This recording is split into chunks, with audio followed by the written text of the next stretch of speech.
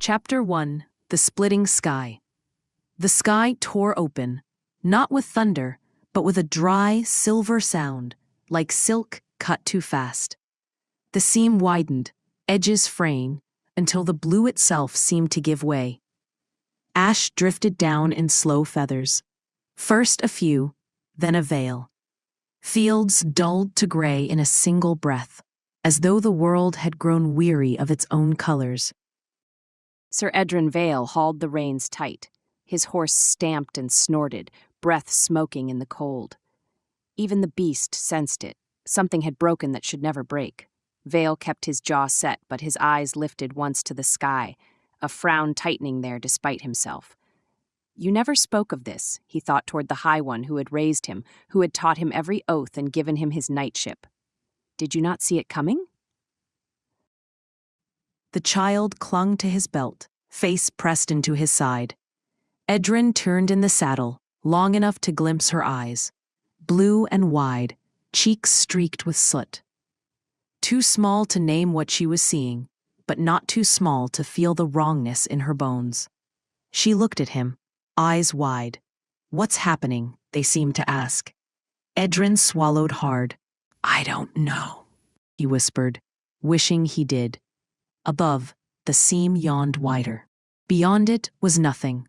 No stars, no light, only a flat hollow, a wound in heaven with no blood left to give. His hand went to the sword at his side. Habit, not hope.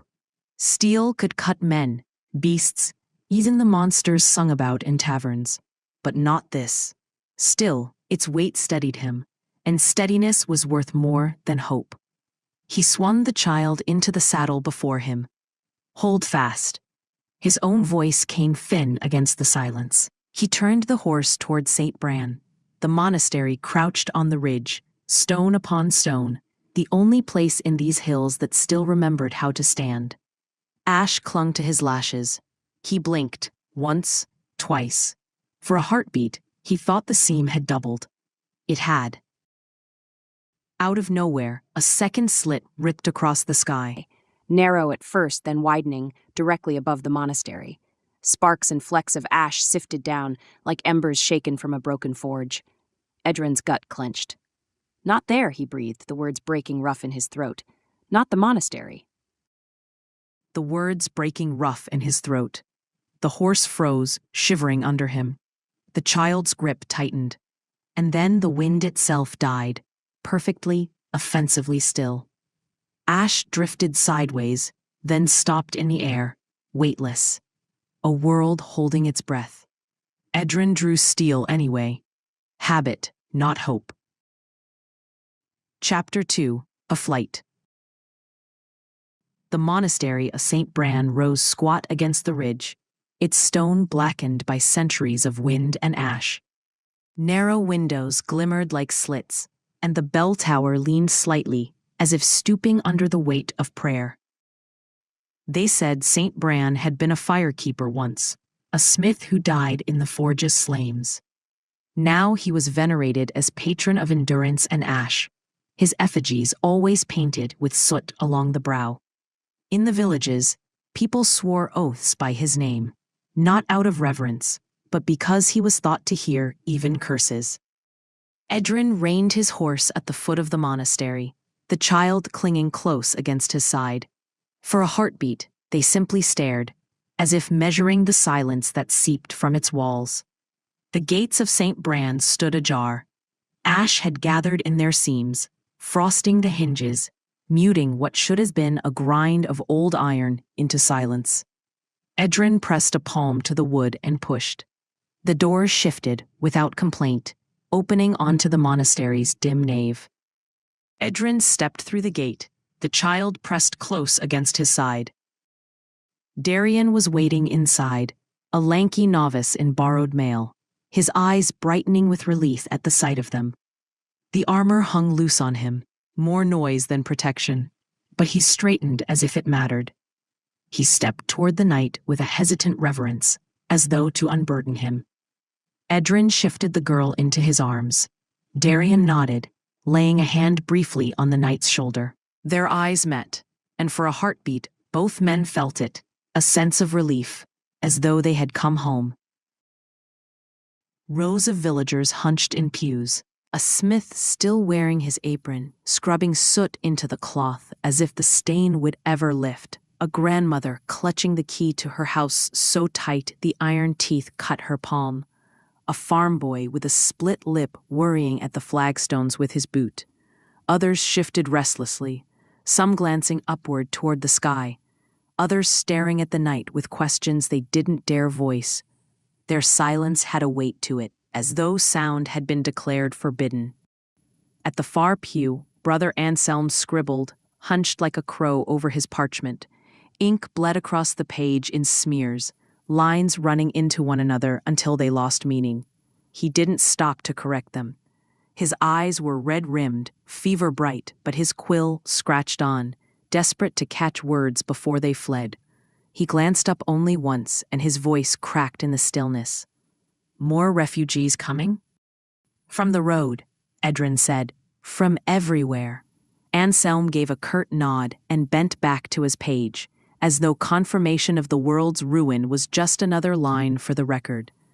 Edran moved further in, boots whispering on stone worn smooth by centuries. Darian and the child stumbled beside him, nearly tripping on the flagstone. Darian caught her under the arm and set her straight, but the girl barely seemed to notice. Darian's gaze stayed fixed on the cruciform beams above, where the faintest draft stirred old cobwebs into quivering threads. Someone stirred in the shadow near the altar. For a moment, Edrin thought it another villager too dazed to speak, but when the figure lifted her head, her gaze was not dazed at all. It was sharp, searching. She stepped into the half-light. Her cloak was stained with travel dust, her dark hair tangled with grit. She let her hand rest on the carved wood of the pew, her fingers moving along the grain as though she were tracing hidden script. Murmurs stirred among the pews. "Kisara," a few whispered, as though the name itself might burn their tongues. Her eyes tilted upward, though the rafters blocked the sky. "Tonight," she said, "the sun closes its eye." The words hung in the air like smoke. For a long breath, no one moved. Even Anselm's quill stilled above the page. The child shifted against Darian's side, but no sound left her. Edrin opened his mouth to demand what she meant, who she was, when the monastery bell began to move. The clapper swung. The bronze quivered.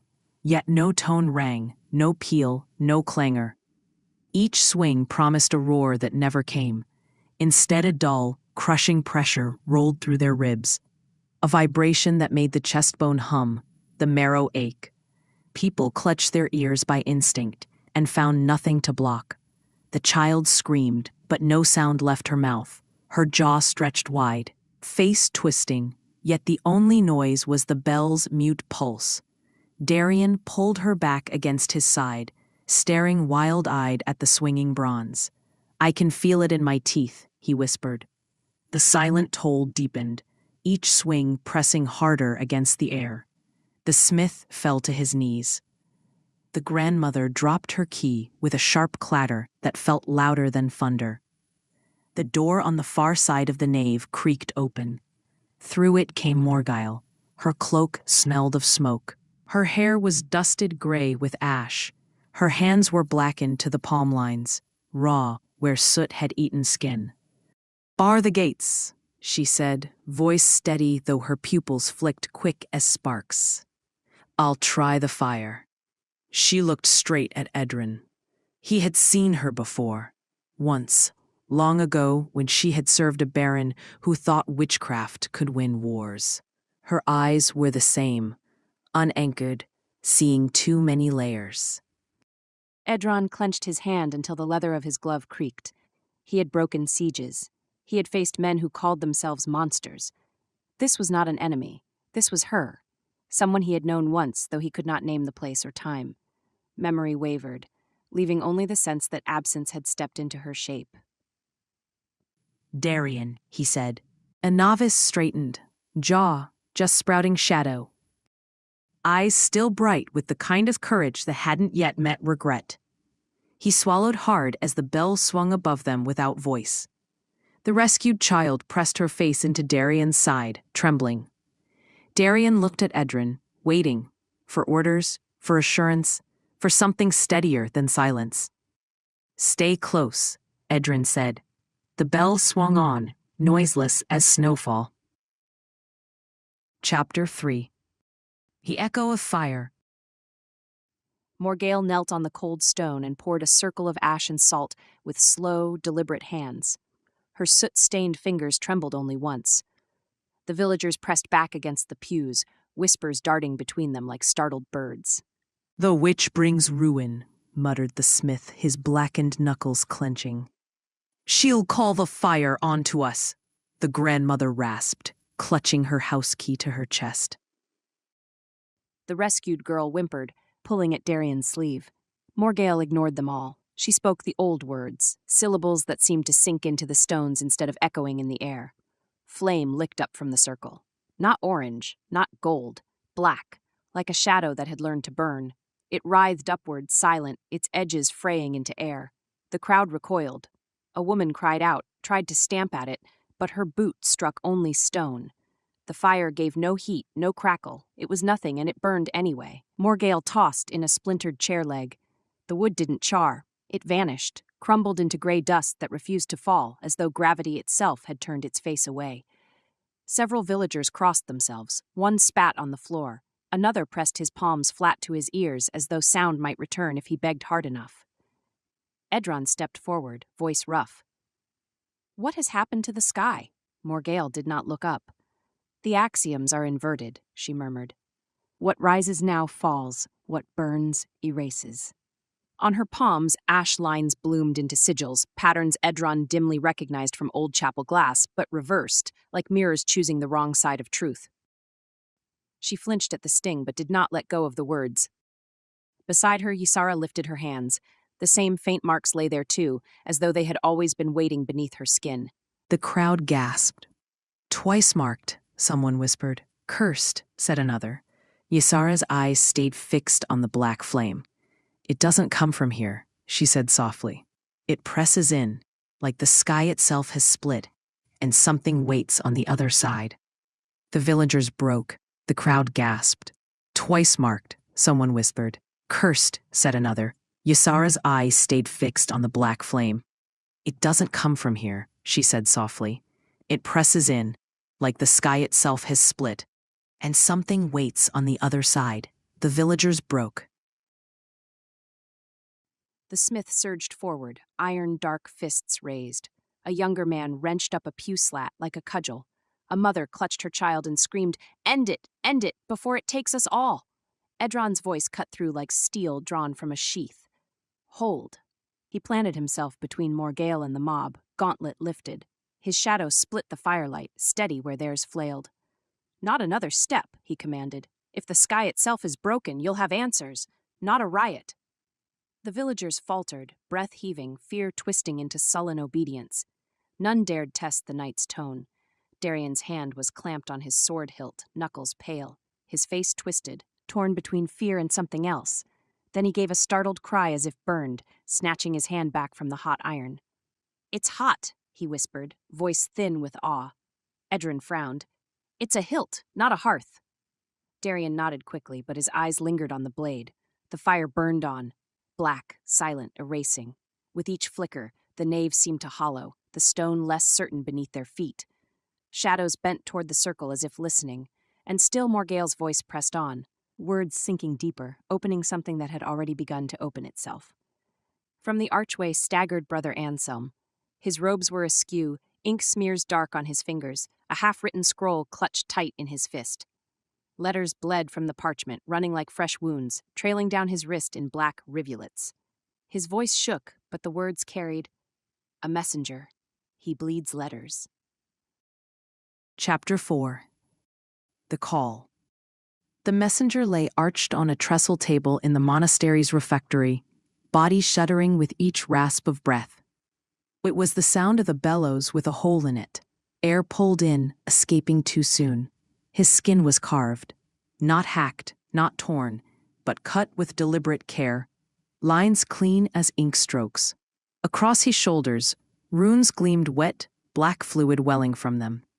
The smell was sharp, metallic, laced with the faint bite of frost. Darian gagged and looked away. "That's not blood." Brother Anselm leaned close, fascinated and horrified both. "Ink," he whispered. He touched the edge of the trestle where it pooled. The drops slid into shapes as they fell, curling into half letters before they splattered. The messenger's lips cracked apart. "The dead city," he breathed. "Caldrith. The crown lies there." His voice broke, rattled, then steadied for a moment of desperate will. "They said it could heal." Edrin bent closer. "Who sent you to get the crown?" The man's throat spasmed. His mouth opened, black spittle bubbling on his tongue, but no words came. Ysera's eyes did not blink. She watched him as though listening beyond the flesh, into the hollow his voice had left behind. "He speaks true," she murmured. "The words come from a mouth that no longer belongs to him." Ink seeped across the trestle, letters collapsing into stains. Brother Anselm's quill scratched furiously, capturing the phrases. But when he lifted the page, his stomach lurched. His careful lines had rearranged themselves. "The crown chooses blood," the script declared, neat and merciless in his own hand. The rest, his earlier words, had migrated, reshaped into new sentences, like soldiers shuffling ranks under a different commander. "The ink hadn't flowed from my thought," he whispered, horrified, "but from something using me as reed." "Lie," Anselm muttered after a moment. Then softer. "Or the only truth left." Morgale flexed her hands, watching the ash sigils burn faintly on her palms. "If the world is inverted, night, then even old warnings become invitations." Perhaps the crown was never meant to be touched. Or perhaps now it must. "We go," Edrin said. His voice was iron. At dusk, Ysera's gaze flicked to the slit of sky visible through a broken window. Ash whirled against the light. "Night," she said without looking at him. "Dusk has already happened. The sun began closing its eye an hour ago." A shiver ran through Anselm. He turned back to his journal. On the first page, his own name, Brother Anselm of St. Bran, was faint. He rubbed at his eyes, blinked. The letters thinned further, fading like smoke, as if the book itself were deciding it had never needed him. At the door, Darian shifted, hand white-knuckled on his sword hilt. The warmth pulsed there again. Steady as a heartbeat, not his own. Once, twice, a faint singe stung his palm. He drew a sharp breath and looked to Edrin, but said nothing. The silence after the messenger's last breath felt heavier than his dying. Chapter 5. The Pact. The altar stone of St. Bran was cracked clean through. Ash gathered in a split like gray stitching that had failed. Beeswax stains ghosted the corners. Someone had once polished this surface as if polish could hold a world together. Edrin stepped up onto the chancel and set his gauntlet flat to the stone. The leather creaked. The hush of the nave pressed in. No bell, no birds, only breath. "By my oath," he said. His voice did not echo. It landed on the rock and stayed there, a weight. "I go to Caldrith. I will bring back the crown." The refugees huddled in the pews, like a dark shoreline. The smith with soot in his knuckles, the grandmother hiding her bleeding palm in her sleeve, the boy with the split lip, chewing air, as if sound might return if he practiced enough. The smith barked a bitter laugh. "And what then, knight? You'll fetch a circlet from a dead city, and the sky will stitch itself whole? Oaths don't mend stone." Edrin's jaw tightened, but his gauntlet did not lift. "No," he said. "But men must go where stone has already broken. If nothing else, the path will not be left to silence." The hush shifted. Someone shushed the smith, but no one rebuked him. Morgale climbed the step next. The soot on her hands had worn into her skin. The ash lines on her palms had become her own lifelines. She pressed them to the stone, where Edrin's gauntlet had rested. "Then I go with him," she said. Her voice was raw, torn by smoke. "Not as shadow, not as shield. Equal." Ysara came after, her cloak dragging ash. She bent, and when her lips touched the altar, a flake of stone came away, lodging against her mouth. She did not spit it out. "For the sake of those who cannot," she whispered, "for the children who cannot follow." The boy with the split lip began to cry, not loud, but steady, like a roof dripping. Darian was next. He had not meant to stand, but his legs moved, and once moving, they did not stop. He placed the flat of his sword to the crack. The steel trembled in his hands. "I will not swear lightly," he said, "but I will not let them go alone." At the last, Brother Anselm stepped forward. His robes were dusted with ash, his ink-stained fingers twitching as if still clutching an invisible quill. He laid one trembling palm on the broken stone. "The words are failing," he murmured. "If you walk into Caldrith, someone must carry them still. Then let it be me." The 5 of them stood before the fractured altar, the vow lying between them like iron cooling in a forge. Outside, the ash fell soundless. The bell did not ring. Chapter 6. Ashbourne. They marched before dawn. The ash fell in slow, feathery snow, but it carried no chill. Each fleck that touched skin melted into nothing, leaving no wet trace, no stain. It was like being touched by absence. The road to Caldrith wound through hollow fields and broken fences until it spilled into the village of Grellin, or what had been a village. The thatched roofs had collapsed inward, timbers jutting like ribs. Doorways gaped black, some still holding hinges though no doors. The well stood dry in the square, its bucket rotting half-raised on a frayed rope. On the fence posts, chickens sat stiff, eyes open, wings tucked. They had not rotted, they had simply stopped. Darian shifted uneasily, hand on his hilt. "Where are the people?" Edrin didn't answer. His gaze caught on a bowl overturned in the dust. Oats spilled, still clumped with milk that had not soured. Beside it, a doll with one arm torn away leaned against a step. He felt the prickle at the back of his neck that told him not to breathe too loud. Ysara halted mid-square, head cocked, as though listening to something under the ground. "They're waiting," she whispered. Darian's voice cracked. "For what?" The answer came from the well, a groan of rope. Then gray shapes uncoiled, dragging themselves up and over the stones like smoke with bones inside. Eyeless, sharp-edged, their forms flared and shifted, never whole but always too human. They rose silent, their mouths fixed open, as though they were screaming without sound. Ashbourne. They moved without noise, sliding across the square. Dust puffed beneath their steps, but gave no sound either. As if the earth conspired with them. "Shields!" Edrin barked, the sound of command cutting the hush. His sword rasped free, blessed steel flashing pale in the ashlight. The first wraith lunged. He swung hard. For an instant, the resistance was like cutting through frozen reeds, and then it burst into drifting flakes, scattering in gray clouds that stung the eyes. Where his blade fell, the ash on the ground rippled outward in a ring, as though the strike had weight beyond steel. Another Ashbourne lunged from the left. Darian barely raised his shield in time, the impact rattling up his arm, though the creature's limbs had no weight. "Hold!" Edrin shouted. "They fall to steel!" "They don't fall at all," Darian gasped, arm shaking. The shield burned cold where it met the Ashbourne, a frost print spreading before fading. Morgale stepped forward, eyes hard. She drew black fire down her arm and flung it in a sharp arc. The flame tore 2 wraiths from chest to spine, erasing them mid-step, leaving nothing but air. Her own skin burned. The circle of sigils on her palm lit with a dark heat.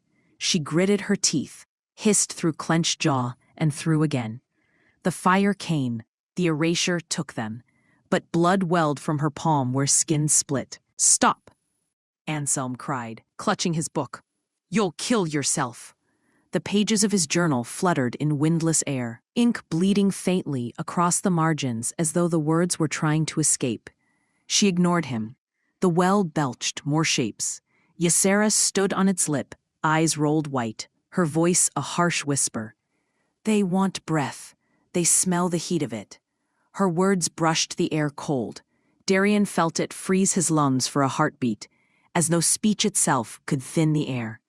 Then don't give it, Edrin roared, cleaving another into motes. Darian raised his sword. His hand shook. The hilt burned, heat licking his palm like it knew him. His pulse beat faster, but the sword had its own pulse. Steady, strong, seductive. For a moment, Edrin's back was outlined in silver. Perfect, vulnerable. The whisper slithered inside his skull. Cut him. Make room for yourself. His breath froze. Darian! Edrin bellowed. Swinging around, strike! The shout snapped him. He swung, blade biting a wraith lunging from his flank.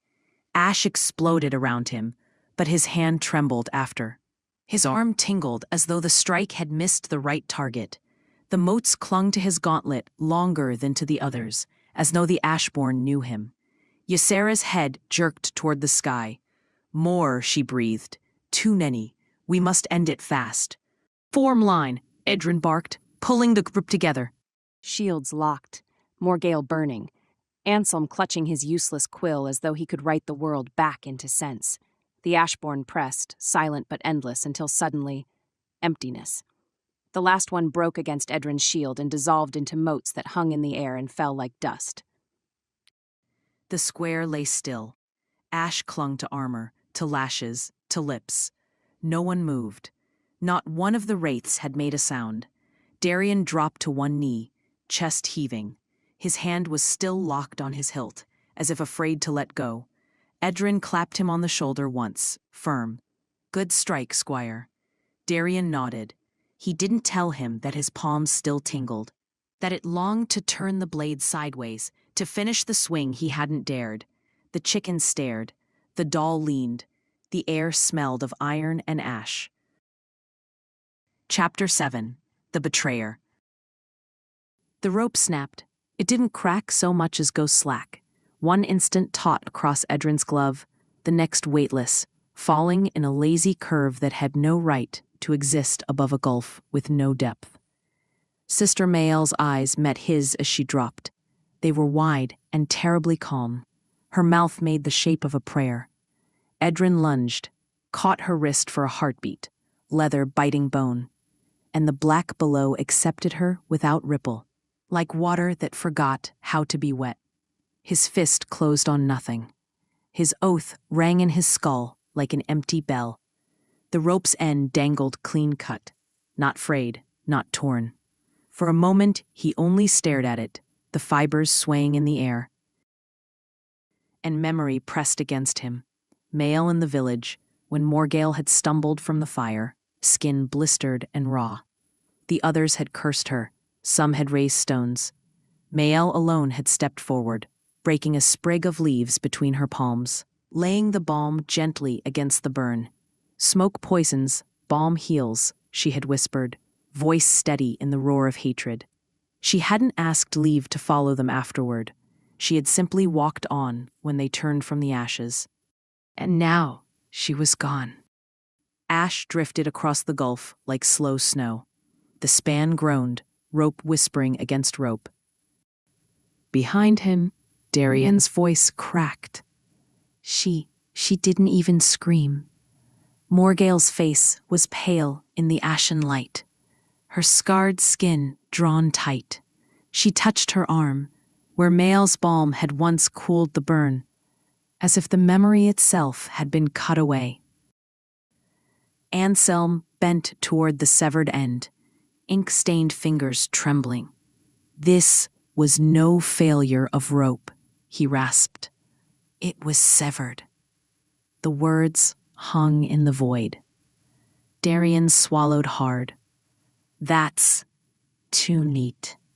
Rope doesn't part like that. Morgale's voice was low, strained. Or the world itself has turned knife against us. Silence gathered like a weight. No one answered. The wind across the gulf said nothing either. Then Edrin lifted his head. His eyes moved from face to face, each shadowed by the swaying rope. Who would do such a thing? Not Darian, still pale and shaking. Not Morgale, though the villagers had once named her witch. Not Anselm, with his trembling hands. Not Ysara, whose gaze stayed fixed on the gulf, as if listening to something only she could hear. And yet the thought remained. One of us. The span creaked, straining in the wind. Beneath them the gulf waited, patient and black. "Bind the rope," Edrin said at last. His voice was iron, but his throat was dry. "No one crosses till it's made fast." No one moved at first.